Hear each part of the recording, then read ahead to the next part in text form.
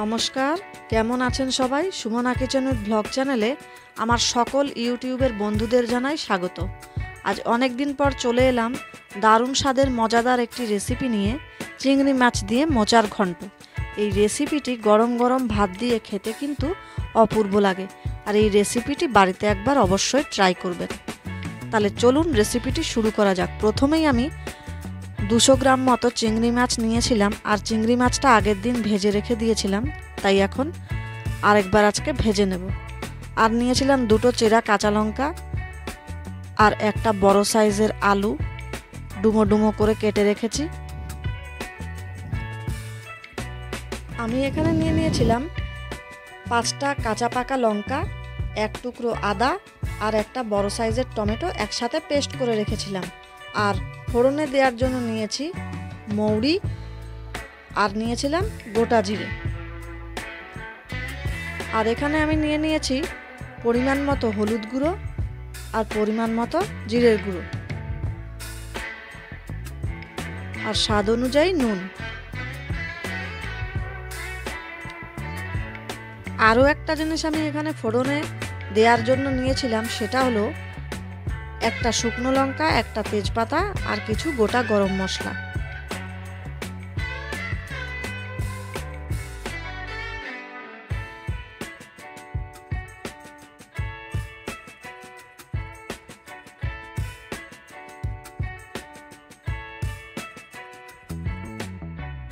প্রথমেই আমি একটা কড়া বসিয়ে দিয়েছি, আর কড়া গরম হলে কড়াতে দিয়ে দিচ্ছি পরিমাণ মতো জল।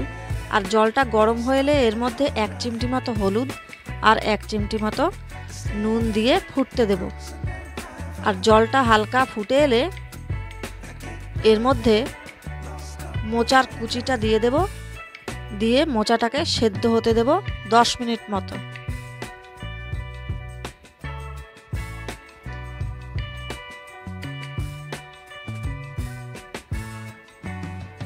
মোচাটা খুব ভালোভাবে সেদ্ধ হয়ে গেছে, আর মোচাটাকে এখন জল থেকে ছেঁকে তুলে নেব।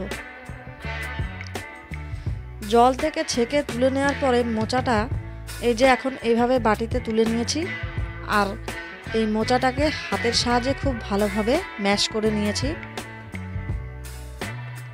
আর কড়াতে এখন দিয়ে দিচ্ছি 50 গ্রাম মতো সর্ষের তেল। তেলটা গরম হয়ে গেছে। এখন তেলের মধ্যে আগের দিনের ভাজা চিংড়ি মাছটা দিয়ে আর একটু ভালো করে ভেজে নেব। চিংড়ি মাছটা ভাজা হয়ে গেছে, এখন একটা বাটিতে তুলে নিচ্ছি। আর একটা কথা আপনাদের বলে রাখি, আমি এখানে মোচার ঘন্টটা তৈরি করতে কুচো চিংড়ি মাছ নিয়েছিলাম, আপনারা চাইলে বড় সাইজের চিংড়ি মাছও নিতে পারেন। আর এখন আমি তেলের মধ্যে একটা তেজপাতা, একটা শুকনো লঙ্কা, গোটা গরম মশলা ফোড়ন দিয়ে দিচ্ছি।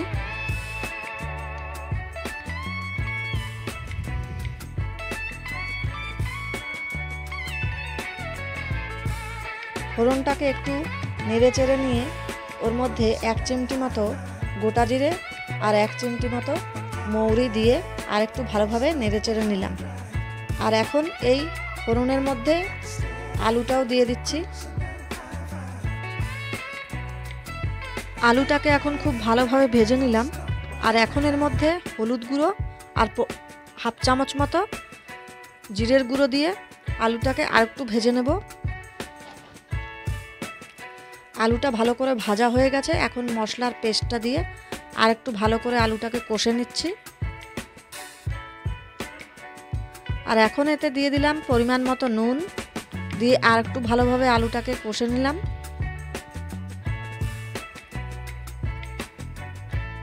আলুটা খুব ভালোভাবে কষা হয়ে গেছে, আলুর থেকে তেল ছেড়ে দিয়েছে। আর এখন ম্যাশ করা মোচাটাও এর মধ্যে দিয়ে আলু আর মশলার সাথে মোচাটাকে খুব ভালোভাবে মিশিয়ে নিলাম।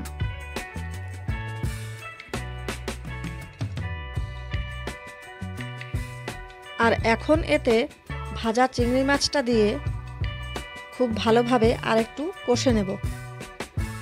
সব কিছু একসাথে কষা হয়ে গেছে। আর এখন এতে পরিমাণ মতো গরম জল দিয়ে দিচ্ছি। গরম জলটা দেওয়ার পরে কাঁচা লঙ্কা চেরাটাও দিয়ে এই মোচাটাকে 10 মিনিট মতো ফুটতে দেব।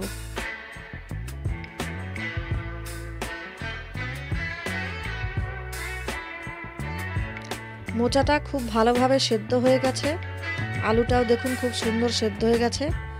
নুনটা একটু কম কম লাগছিল, সেজন্য আমি আরেকটু নুন দিয়ে আর পরিমাণ মতো চিনি দিয়ে সব কিছু একটু নেড়ে চেড়ে মিশিয়ে নিচ্ছি।